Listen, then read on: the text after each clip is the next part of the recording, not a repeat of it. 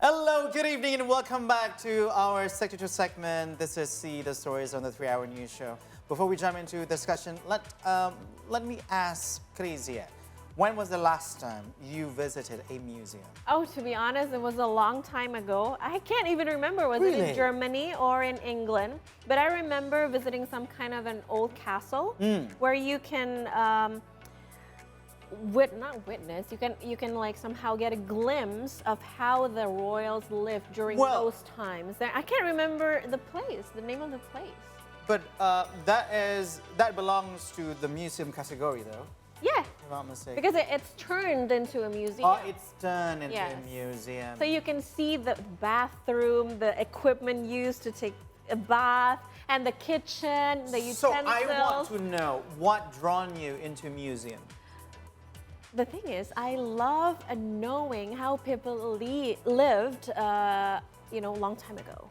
That is actually the same reason why I love to visit museums, because I want to know how the society these days being formed through the previous or past experience. Now, visiting a museum during the holidays can also be both enjoyable and educational. While museums are meant to be the windows into history, art, and culture, but many still believe that visiting a museum is somehow boring. Yes. So, how do we make a museum visit more fun?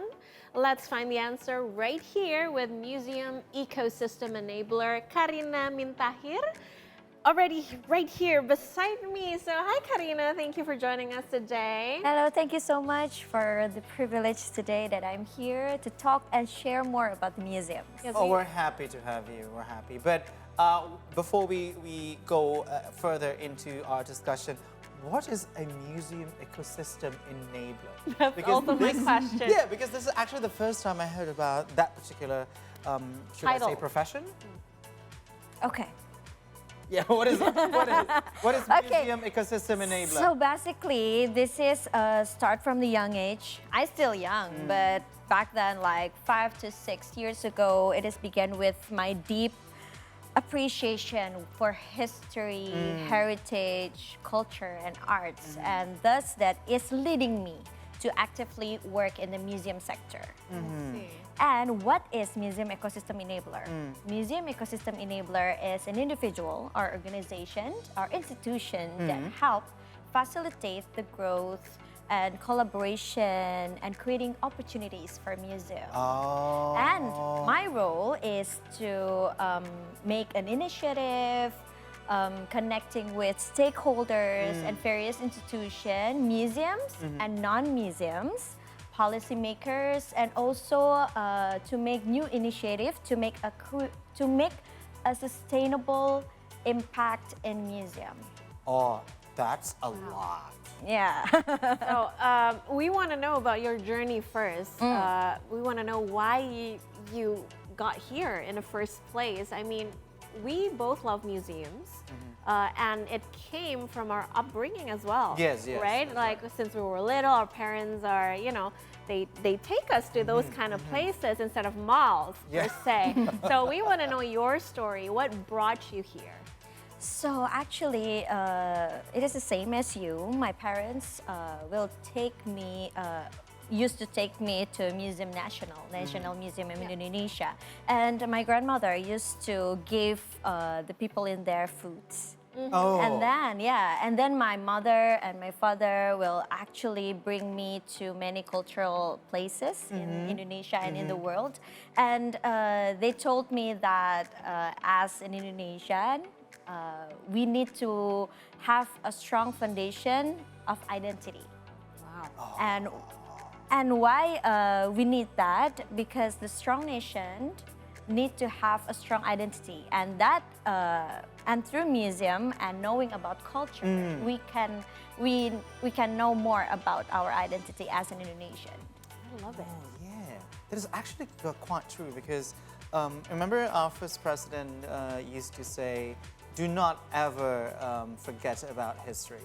Just merah, right? In Indonesia. Just merah. Jangan sekali-sekali melupakan sejarah, because like what I told you before, this particular thing called museum could be your time capsule to what happened in the past and what actually shaped the ideology of a country, the society, and the current things happening in the world right now. You can actually trace it back in time through museum.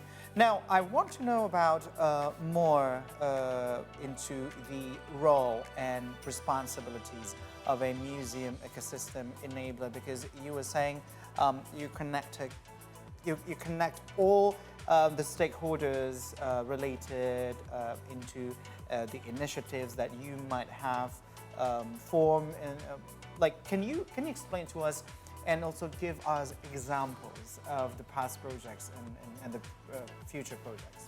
Okay, so actually for Museum Ecosystem Enabler, we have like 3 pillars of what we need to do.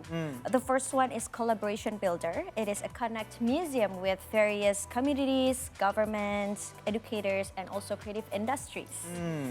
So we encourage partnership between museum and other cultural institution or organizations, such as we connect museum with maybe like See Today, so people will know more about the museum itself. Or maybe we can collaborate with a production house, so we can have a film about museum, something like that. It is the most simple example. And then the second one is resource provider. What this means by resource providers is to offer funding and also training, access to technology, because many museums doesn't have access to technologies, to enhance museum of operation and also visitor experiences. And this is, for example, I provide tools and platform for capacity building, knowledge sharing, and also professional development.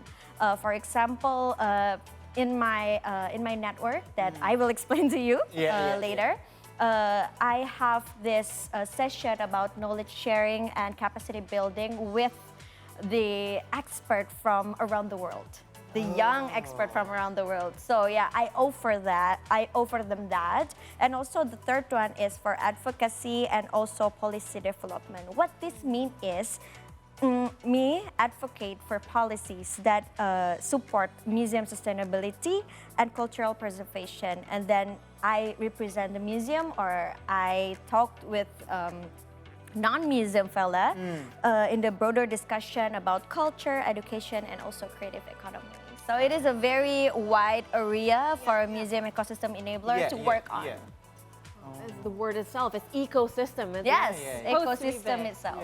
I see, but what I want to know is how hard or how challenging is it to, to draw people into the museum? Because I know some people, earlier you mentioned that for some people it could sound boring visiting a museum. Well, for us, it's fascinating. It is fascinating. Yes, but we know people who wouldn't go to the museum, who wouldn't even consider going to a museum, like during the holiday, for example.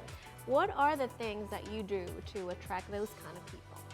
Okay, the first one, the challenge itself. Well, actually, going to a museum is not in our culture, actually, sadly. No, it's not.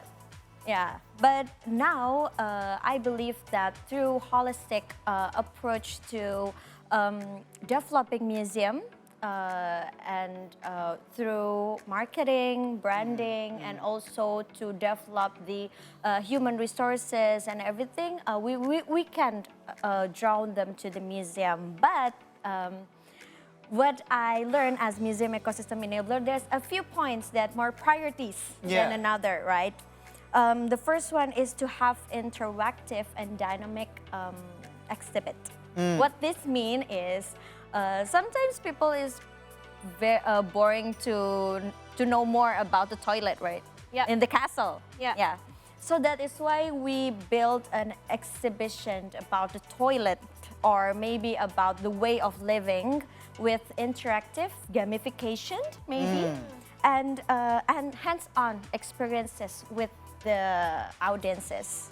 Oh, That so, is, yeah, that's the first priorities. to give us the sense of living in the past and Yeah. all those reenactment, if I may say. Yeah. Yeah, storytelling, the great narration. It's the most, I think it's the most important thing in a museum right now.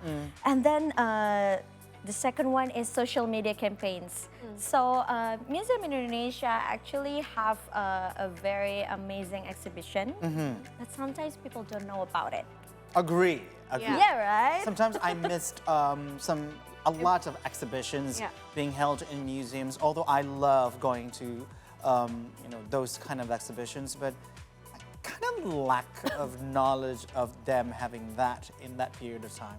Yeah, that is why I think that social media present need to become a priority for the museum itself, because they have a very amazing exhibition, they have a very amazing program, but sometimes people doesn't know more about it. So that is why social media presence, social media marketing and branding need to be a priority for the museum itself. And also the third one, to draw more people, we cannot rely only in exhibition, but but we can do more in workshops and events, Right. based in the exhibition itself. So maybe it's about a way of living Indonesia 1960s, and then for the workshop and events based on the theme itself.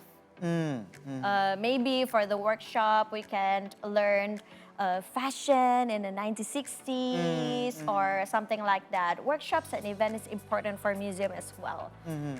And then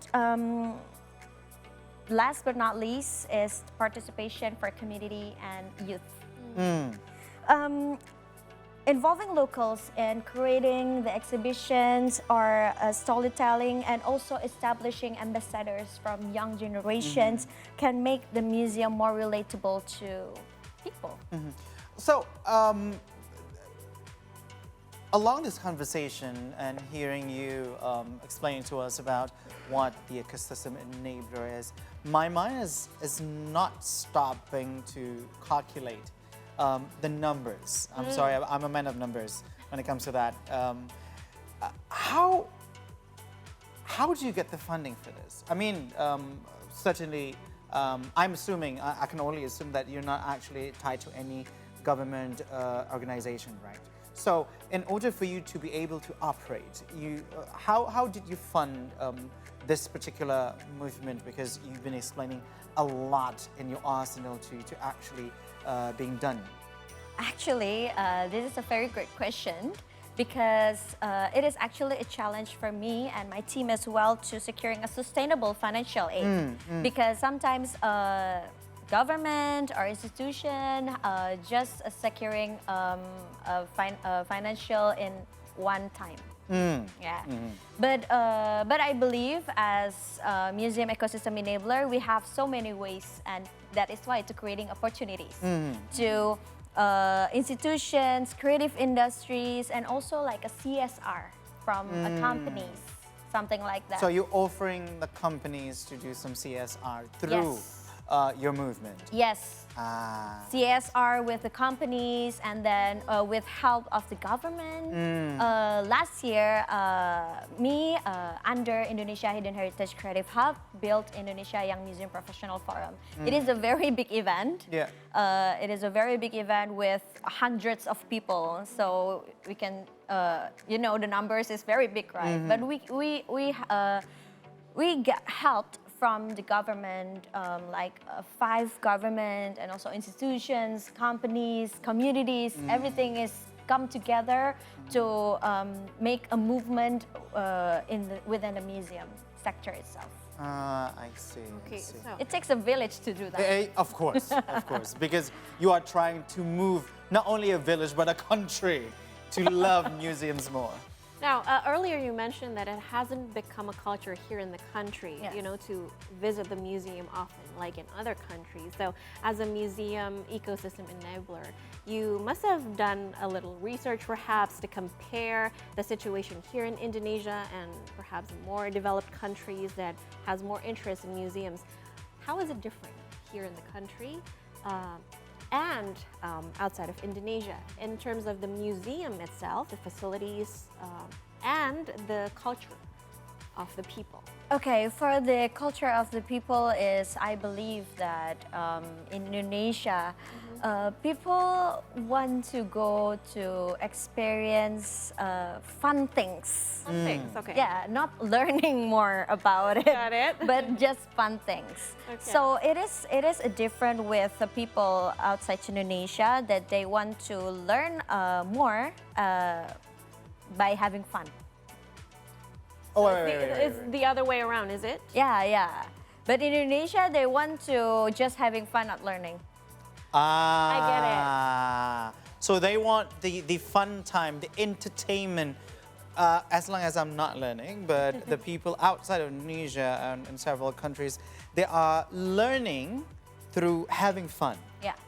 In a fun way, yes. In a fun way. All right. So this is getting more interesting because it is getting more tricky to get people into the museums. But see, the stories will continue after the break, and when we return, we'll continue our talk with Museum Ecosystem Enabler Karina Mintahir. Do not go anywhere.